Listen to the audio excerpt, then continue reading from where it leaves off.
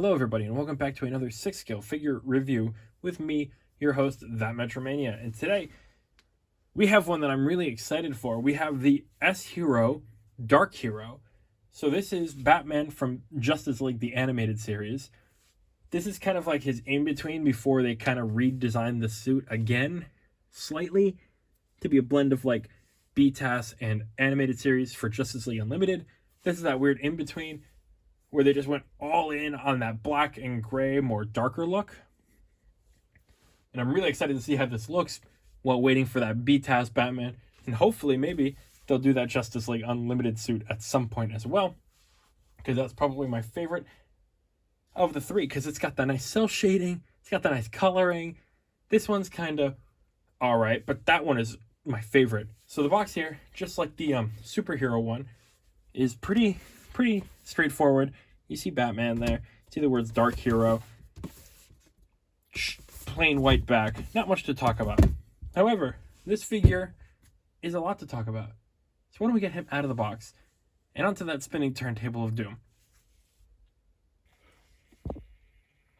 So I have to give it to this company. They're doing a spectacular job with these guys so far. This Batman looks stellar. He looks fantastic. He looks like his cape needs a little bit of actually no, that's just, so we'll talk about that in a little bit.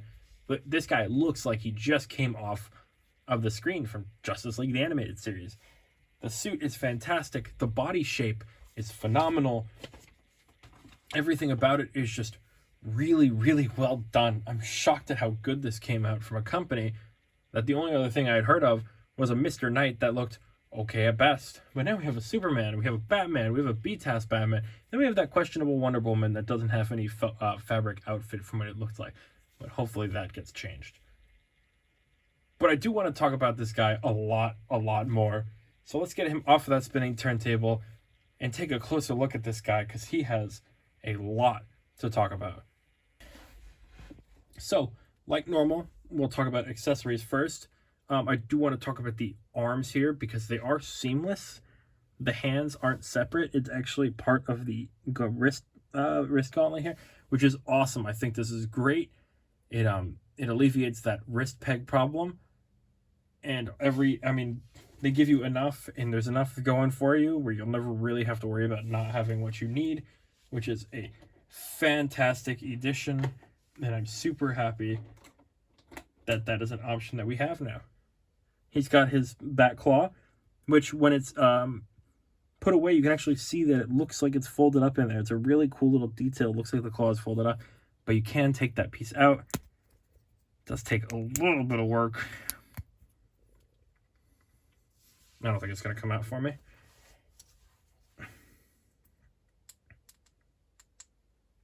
I got it. So once you have that out, there's just a little peg there, and you can put the actual line launching accessory there so you can have it so it looks like it's grappling, which is a fun feature for all Batmans and Mandalorians alike, turns out. He's got plenty of batarangs, if I can get one out of the box without it falling. So he's got his regular batarang. These are all die cast, which is awesome. It's a super cool looking batarang. He's got this much wider one that usually looks like it'll boomerang around, also die cast. This thing, which I assumed was also a grapple because it looks like one, also die cast. I remember seeing this, and I remember I thought it was used as a grapple, but I guess I might be wrong. He's got this awesome second cape, which is more for the like the silhouetted look. A mask and off mask, also pretty cool. And then he has, you got a variety of sculpt options here. So let's start off with. So he's got his normal sculpt, which has all these faces are interchangeable. He comes with multiple Batman sculpts from multiple eye expressions. Since it's animated, he can express his eyes. So he's got a more angry look. Super cool. Again, it does just come right off. So you can put whatever you want on there. His more shocked look. It's like when something's gone wrong.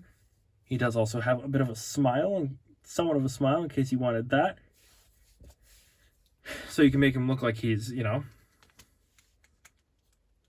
angrily smiling.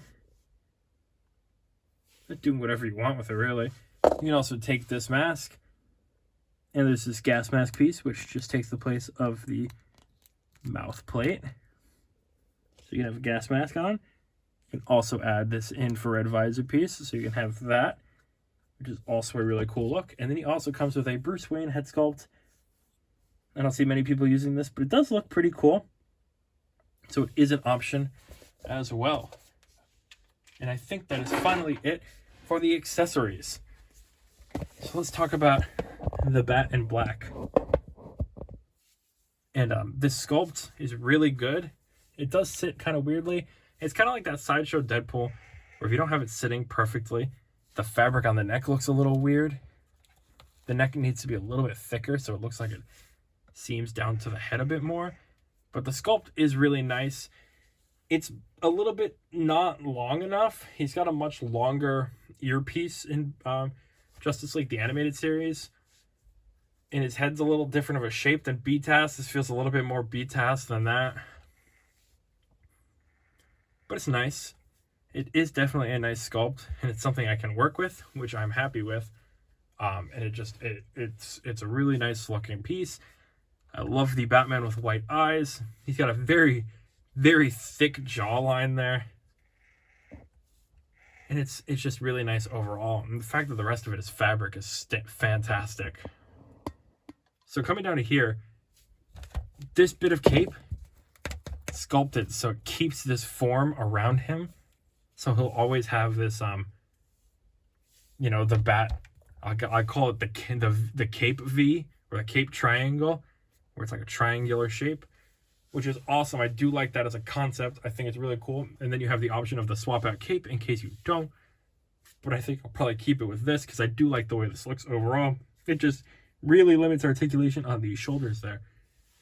The logo is really well done. Again, I've always been more of a Batman the Animated Series guy because I love the white around the logo.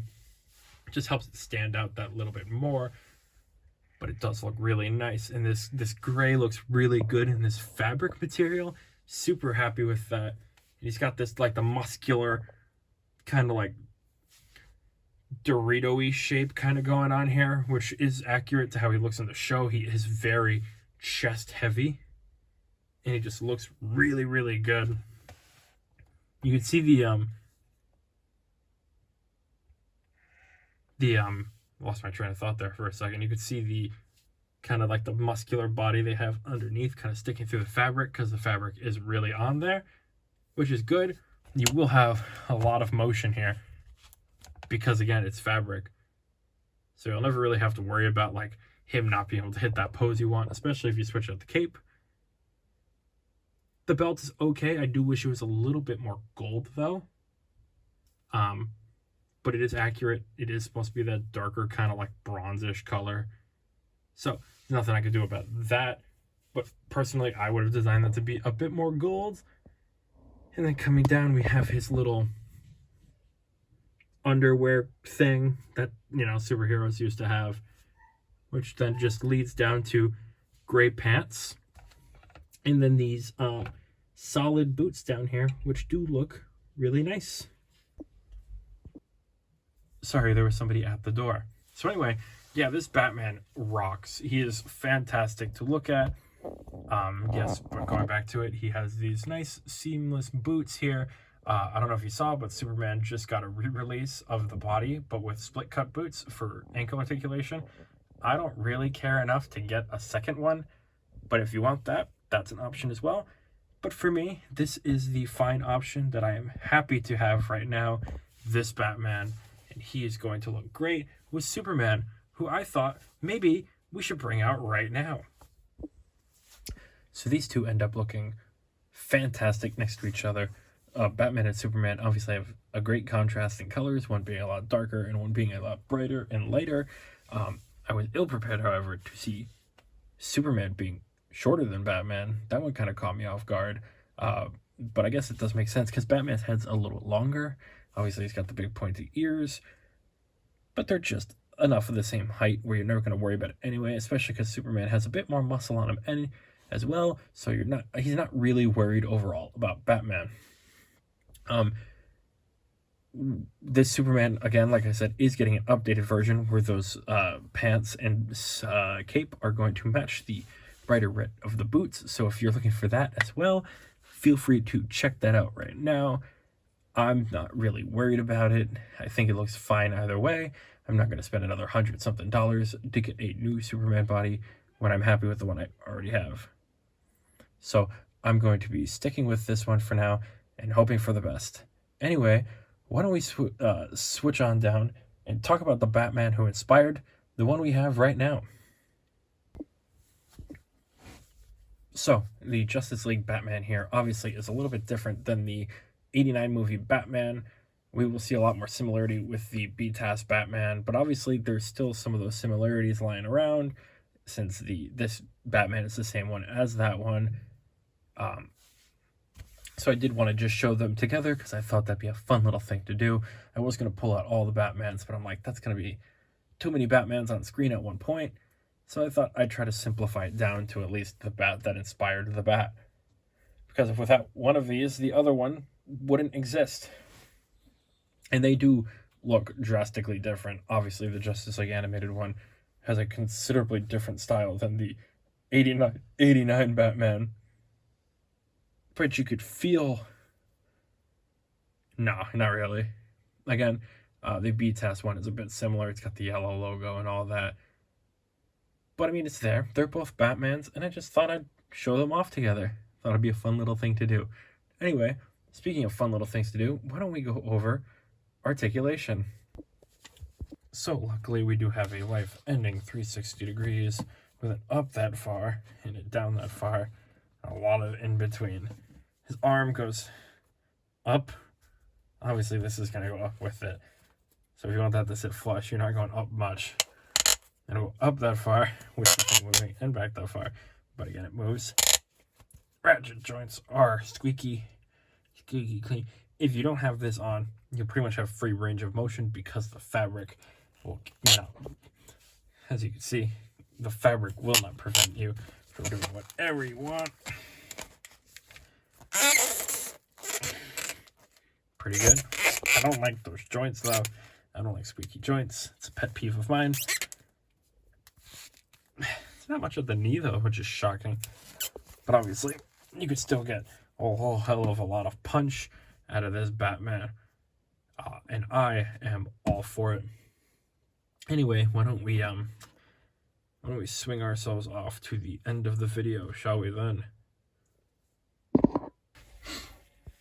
It's kind of hard to translate a like the silhouette cape to a real prop, especially because animation does it so well. So it does look a little goofy, but at the same time, because he's so big and broad, but at the same time, it's not too bad. The cape does stick up a little bit in the back there, so you can kind of see his neck. But it's all right. You know, it's a nice display piece if you can get it to do right. I will say, however, switching out these arms is kind of annoying because that peg, once it's in there, it does not like to come out. So I had to really fight this. This arm is not technically attached right now. It is just kind of on there due to gravity holding it in place. But other than those two little things, this guy is spectacular. He is absolutely what we wanted and what we needed. I know Jazz Inc. was talking about doing a Batman the Animated Series one to go with their Batmobile, and So Toys was trying to tease one to scare this company off. But I think this company should keep going because they are doing a bang-up job so far, and I'm really hoping their Wonder Woman is just as good as the Superman and just as good as this Batman. Even though they have flaws, they definitely are worthwhile and have a place in my collection at least. They make me quite happy. I hope you feel a very similar way to the way I feel now that I've just realized my Superman's boots are on the wrong way. Didn't notice that, and he's been standing there for 2 months. But yeah, I'm happy with this guy, and if you picked him up or you picked up the BTAS version, feel free to let me know which one and why. Or if you picked up both and the Superman and the Wonder Woman, I'd love to hear where you plan on putting them. If you have some sort of animated collection with like the Spider-Verse stuff and maybe the animated Clone Wars stuff or some other animated shelf, I'd love to hear what your plans on doing with it are. And I hope this video does help you make a decision whether you did want this guy or not, and if you think he's worthwhile in the long run. And as always, if you enjoyed the video, please feel free to like and subscribe, because the channel has been rolling along rather nicely recently, and I've been really enjoying doing this stuff for you guys. And I'd love to keep that ball rolling, knowing that you guys are enjoying watching it as much as I'm enjoying making it. Because this is a two-way street. I can't do this without you guys. I assure you of that.